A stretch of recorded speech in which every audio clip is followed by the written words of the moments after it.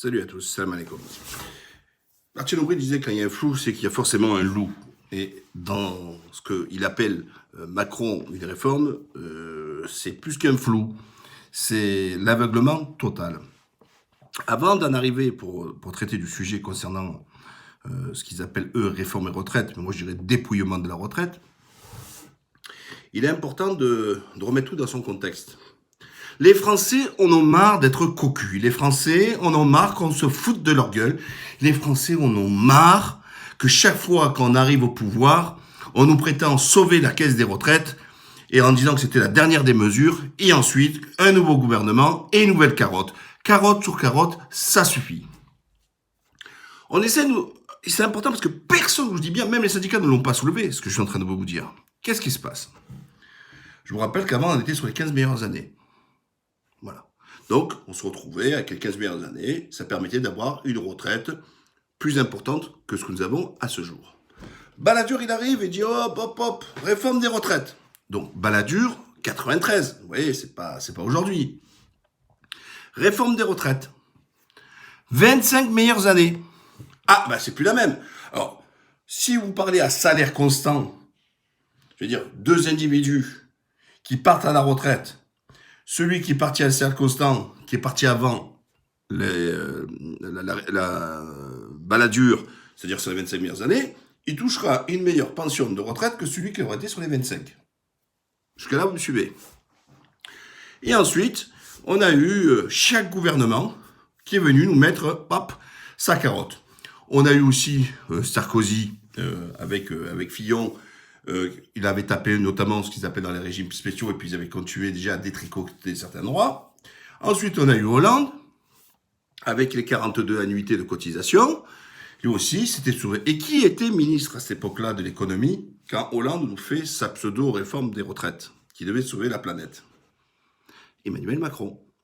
Or, pendant la campagne, qu'est-ce qu'il dit Macron? Macron nous dit... Je ne toucherai pas la retraite à 60 ans. Je ne toucherai pas, je baisserai pas les retraites des retraités. J'en fais un point d'honneur. Bilan, qu'en est-il?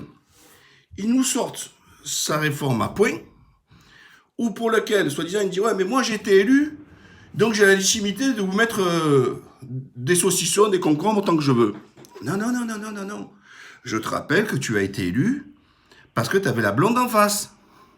Et que tu essayes de nous faire encore le même coup aujourd'hui, avec un coup à droite, un coup à gauche, etc., pour te retrouver au deuxième tour face à la blonde, et à avoir encore les mêmes pigeons qui vont voter pour toi. Moi, j'ai appelé ne pas voter. Moi, je vous le dis de suite, ce Front Blanc, c'est une tartufferie. Il faut arrêter de tomber là-dedans. Hein? Donc, on revient sur le père Macron. Il n'a jamais parlé qu'il fallait cotiser 44 ans. Ou 46 ans, ou 48 ans.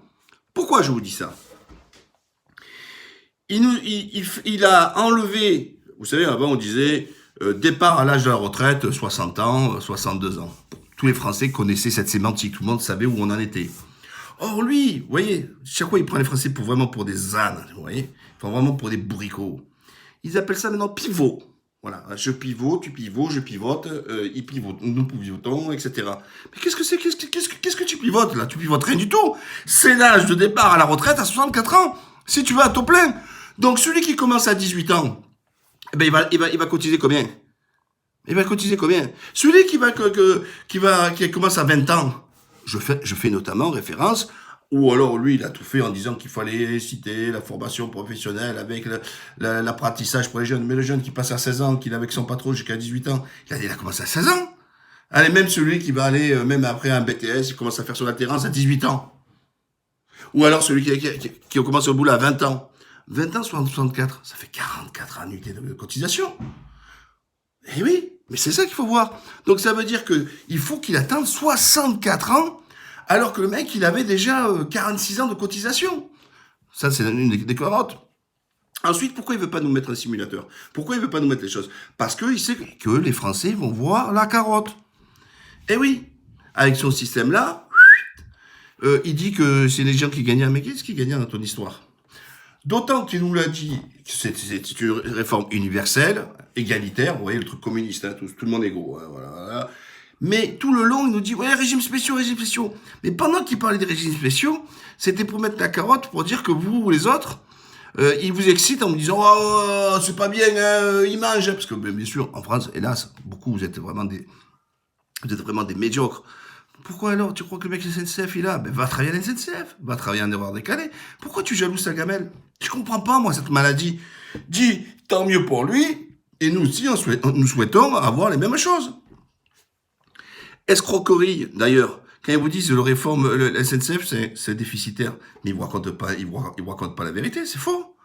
C'est parce que, entre les années 60, je me rappelle plus le chiffre exact, du style, ils étaient 400 ou 500 000. Aujourd'hui, ils sont 200 000. Ben, ceux qui étaient à l'époque, là, ils sont tous à la retraite. Et ils sont seulement 200 000 pour pouvoir cotiser pour eux. Ben voilà. Ben oui. Mais comme gouverner, c'est prévoir. Pourquoi les autres gouvernements n'ont pas prévu cela? Si tu peux pas en même temps dire, je comprends le nombre d'emplois, et après tu dis, oh bah, attendez, il n'y a pas assez de cotisants pour leur payer leur retraite. Ben oui, mon con. Il fallait y penser. Ça avait un coût, justement, tout ça. Sauf qu'on n'a pas voulu le faire. Enfin, les caisses des avocats, elle est excédentaire.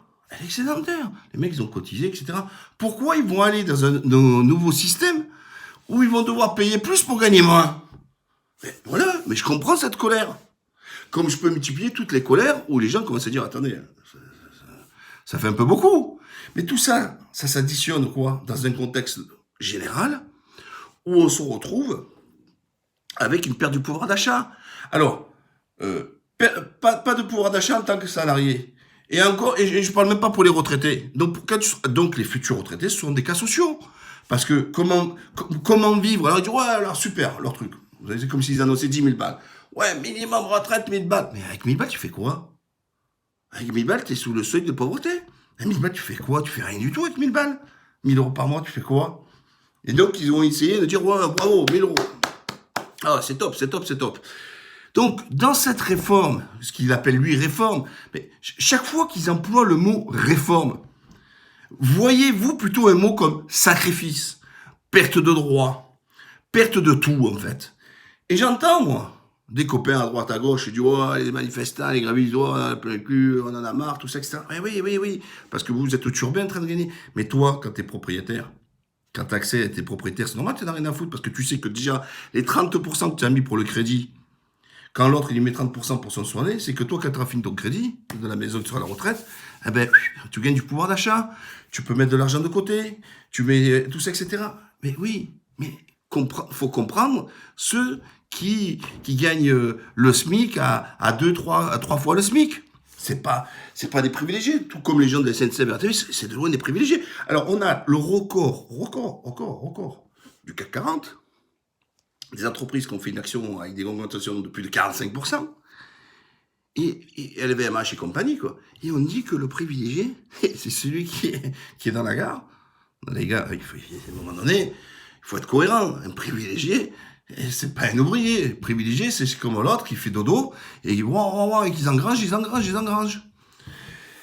Et après, ils veulent nous faire, Macron, en fait, l'assureur, le banquier, le financier, veut nous faire, en fait, et il le dit pas, mais tout est fait pour, une retraite par capitalisation. Donc en gros, tu mets, t'as pas, tu l'as dans le baba. Voilà. Mais là, posez-vous la question, et notamment où il remet la Légion d'honneur, c'est un fonds américain. Vous savez que c'est ces fonds d'investissement qui font la misère, qui détruisent l'emploi réel. Pourquoi? Parce qu'avant, quand la bourse est née, en fait, c'était, je viens, je présente un projet, une projection sur l'avenir, j'ai besoin de prendre de la croissance, etc. Et pour financer la recherche, donc j'ai besoin. Donc les gens, ils souscrivaient des actions. Et chaque fois qu'ils sortaient les prévisions, tant qu'ils avaient de la croissance, nickel, l'action, elle montait. Sauf que depuis quelques années, c'est terminé. Ces fonds de pension, ils disent aux entreprises, moi, je veux tant de dividendes, tu te démerdes. Donc, qu'est-ce qu'ils font? Ils arrivent à mettre à la tête un nettoyeur. Celui-là, il va compresser les salaires. Il va nettoyer ce qu'ils appellent l'aménagement, comme ils appellent ça, là, à l'intérieur des entreprises. Et puis, hop, on coupe des têtes. Alors, on fait une petite fusion avec un autre, hop, on coupe les têtes. Et à la fin, il dégage un maximum de marge, sauf que c'est au détriment de la recherche, c'est au détriment de l'investissement, de l'infrastructure, et c'est au détriment de l'augmentation des salaires, c'est au détriment aussi de la croissance extérieure, c'est-à-dire de prendre la prise de marché, puisqu'on a la seule chose qu'on a fait, c'est presser le citron. Voilà, j'ai essayé un peu de faire un peu le tour, mais il y a tellement à dire sur son escroquerie du point, tellement à dire sur son schéma où rien n'est clair, que il faut soutenir ceux qui font grève, il faut soutenir ceux qui la contestent, il faut soutenir celles et ceux qui ont compris, qui sont réveillés. Voilà, et c'est tous ensemble qu'il faut le faire. Moi, ma retraite, ça va, c'est bien, hein, je suis bien. D'ailleurs, j'en profite que j'avais oublié, pour Macron, il avait dit que pour les retraités, il ne touchait pas. La première chose qu'il a fait, c'est augmenter la CSG et geler l'augmentation des retraites sur l'inflation. Parce que regardez ça aussi, l'escroquerie.